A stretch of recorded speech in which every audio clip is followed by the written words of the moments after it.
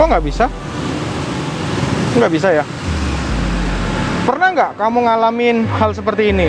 Tiba-tiba remote Honda Freed kamu nggak bisa digunakan, tidak berfungsi. Saksikan terus video ini.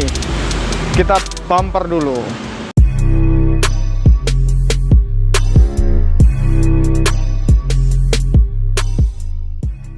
Welcome back to the Freed PSD channel, vlogging my Honda Freed. Sebelum lanjut, jangan lupa subscribe, tekan tanda lonceng agar selalu dapat update tentang Freed. Bikin nyaman Freed kamu.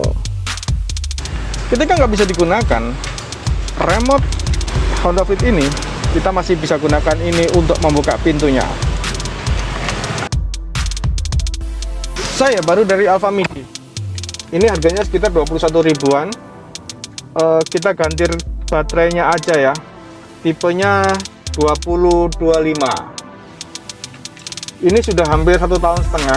Kita buka aja, kita ganti remote baterainya. Sekarang sudah nyampe di rumah. Kita bongkar ya. Ini tipenya untuk baterainya.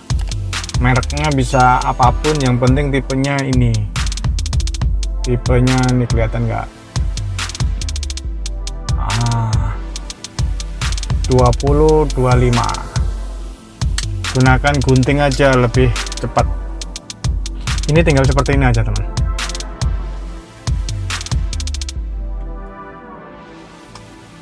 Ya, cukup mudah. Sama merek Energizer juga ini.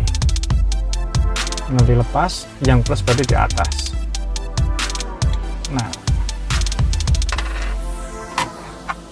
ini seperti ini. Pasang lagi.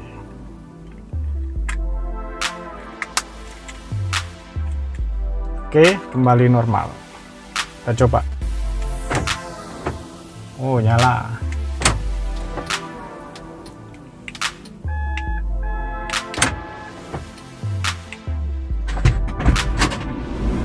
Dengarkan suaranya, pintu dibuka bisa.